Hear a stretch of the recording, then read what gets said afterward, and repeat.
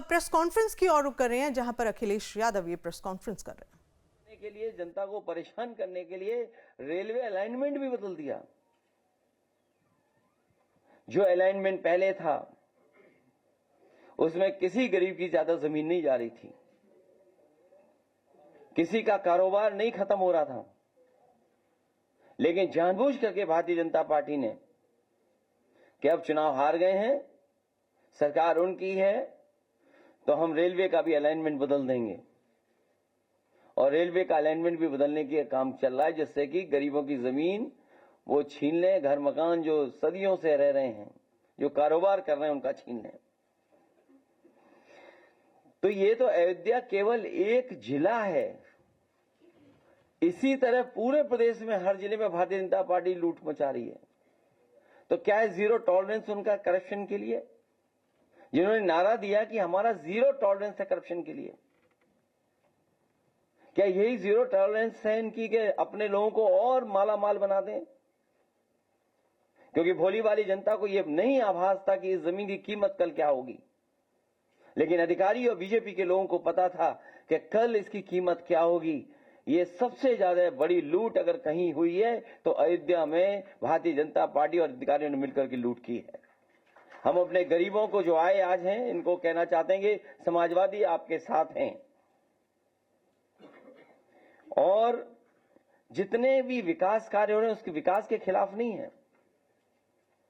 Ayodhya world class city बने, अयोध्या के पास और अयोध्या के आसपास वर्ल्ड क्लास इंफ्रास्ट्रक्चर हो।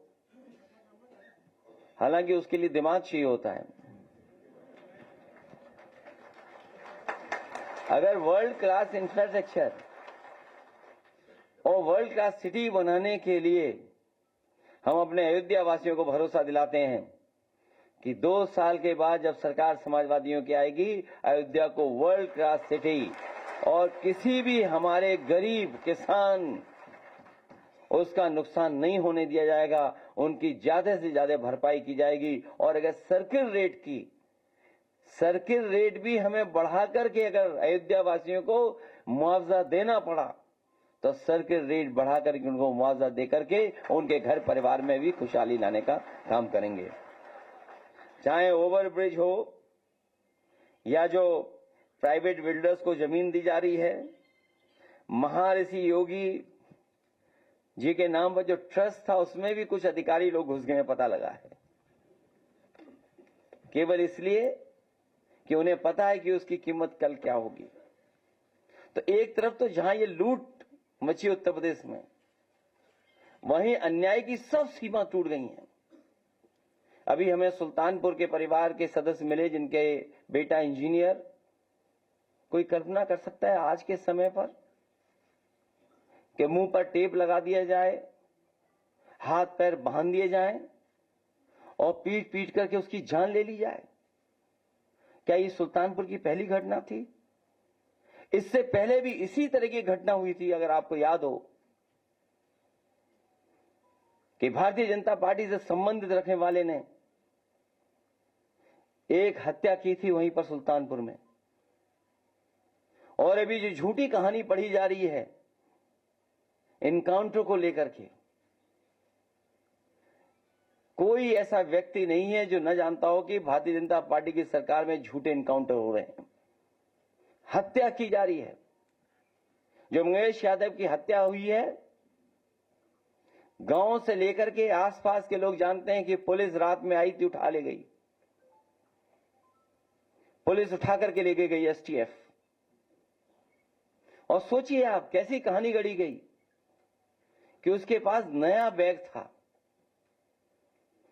अमेरिकन टूरिस्ट बैग बताया गया, और जब बैग खोला गया तो उसमें भी कपड़े नए मिले शोरूम से खरीदे हुए।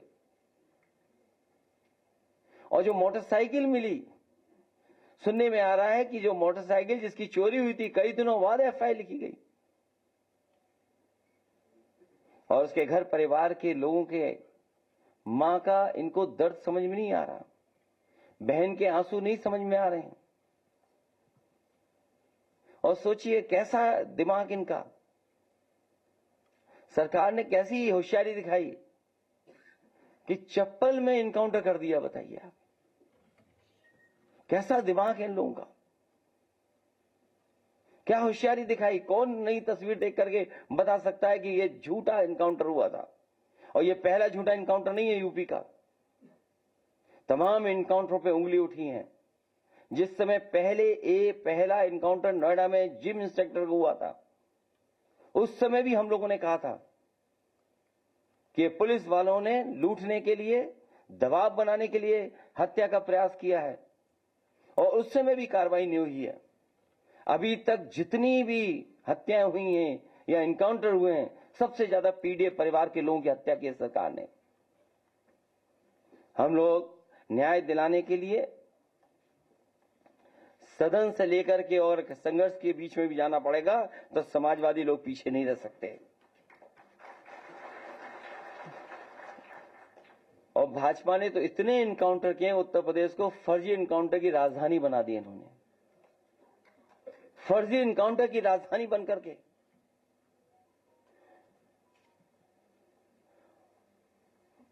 और फिर नकारात्मक दिल वाले, और दिमाग विनाश कर सकता है, विकास नहीं कर सकता। जिसकी सोच नकारात्मक हो और जिसका दिल और दिमाग नकारात्मक हो, वो विनाश ही कर सकता है, विकास नहीं कर सकता। और फिर जो हार्टलेस है, उससे उम्मीद भी क्या करनी है। जो हार्टलेस है, उससे उम्मीद क्या करें हम लोग। हालांकि वो वीडियो नहीं चलाना मैं चाहता हूं जो जिसमें भाषा क्या इस्तेमाल की गई है। अगर आप कहेंगे तो मैं वो भी चलवा दूंगा, हालांकि वो उचित नहीं है, अनपार्लियामेंट्री वर्ड्स हैं उसमें।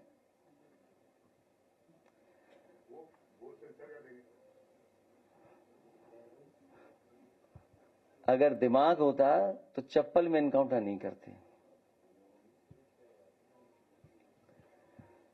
इसलिए जहां ये सरकार लूट कर रही है, वहीं इनकाउंटर करके डराना चाहती है, और केवल बदनाम करने के लिए जानबूझ करके, ढूंढ ढूंढ करके कि कौन है, किसको इनकाउंटर किया जाए, वो भी अधिकारी बैठ करके रणनीति बनाते हैं। सोचो, जो रात भर बैठ करके रणनीति बनाएंगे, उनसे क्या उम्मीद करोगे न्याय की आप। रणनीति इसी बात की बनाते हो कि हत्या करनी है, वो हत्या में न पकड़े जाएं, तुमसे उम्मीद क्या करोगे आप। केवल फेक इनकाउंटर नहीं, बल्कि संविधान ने जो अधिकार दिए हैं, उन अधिकारों को ये सरकार छीन रही है। 69,000 वाले बच्चे कितना आंदोलन कर रहे हैं, सोचिए, कोई कल्पना कर सकता है। लेकिन ऐसी साजिश, षड्यंत्र कि दोनों को भिड़ा दो, आप दोनों को भिड़ा दो। इसलिए भाजपा किसी की सगी नहीं है, न इनकी न उनकी। भाजपा किसी की सगी नहीं हो सकती, केवल उन्हें अपना स्वार्थ सिद्ध होना चाहिए। इसलिए जहां लूट की गई है, उसके कागज आए हैं।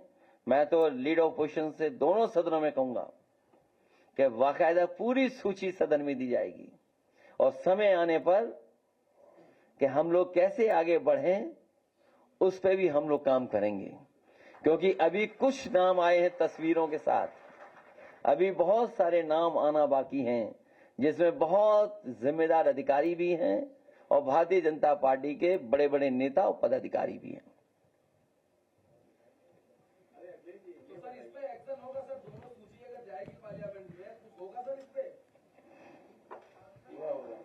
बिल्कुल होगा, अभी से ही होने लगा, कोई सवाल ही नहीं पूछ रहा भाई। वो तो देखिए, अभी से ही असर दिखाई देने लगा है। और कौन नहीं जानता है, यहां जितने लोग बैठे हैं, मार्केट वैल्यू क्या है, सर्किट रेट कब बढ़ाया गया, ये तो कम से कम आपको भी पूछना चाहिए कि जब गरीब से जमीन ली जा रही थी, उस समय सर्किट रेट क्यों नहीं बढ़ाया गया। कम से कम गरीब के घर में 2 पैसे ज्यादा आ जाते। लेकिन आप कारोबार करवाना चाहते थे, अपने लोगों को लाभ पहुंचाना चाहते थे। अखिलेश जी, आज की जो जिस तरीके से सीटें आई है और पीडीए के लोगों का जो जिस तरीके से यहाँ पे शोषण हो रहा है, अभी आप देखिए बाहरी वाले मामले में जिस तरीके से योगी जी ने कहा था विधानसभा में सिर्फ 2 लोगों को हाईलाइट किया जाता है पीडीए के और बाकी लोगों के नाम छुपा दिए जाते हैं। ऐसे में आप किस तरह काउंटर करेंगे इन सब बातों को लेकर? नहीं, इससे भी महत्वपूर्ण ये है कि जो रजिस्ट्रियों की हमें कॉपी दी गई है, इसमें सबकी फोटो लगी हुई है, उनके परिवार के लोगों के रिश्तेदारों की भी फोटो है। तब मुख्यमंत्री जी कोई दूसरी सूची नहीं पढ़ पाएंगे।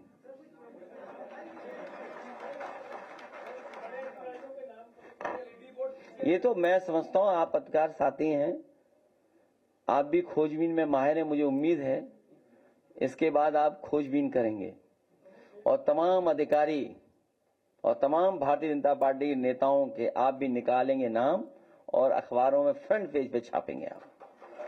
कम से कम हमारे कैमरामैन तो अच्छे हैं, जो हम बोलते हैं वही चल जाता है, लेकिन लिखने वाले थोड़ा बहुत कंजूसी करते हैं।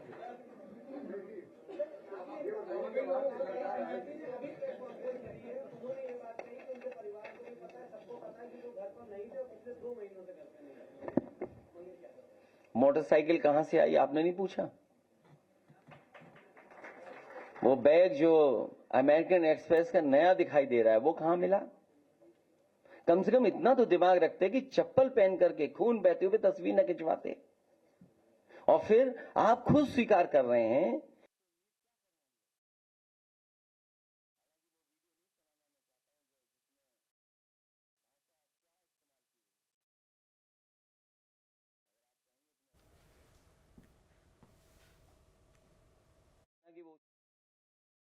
अनपार्लियामेंट्री वर्ड्स हैं उसमें।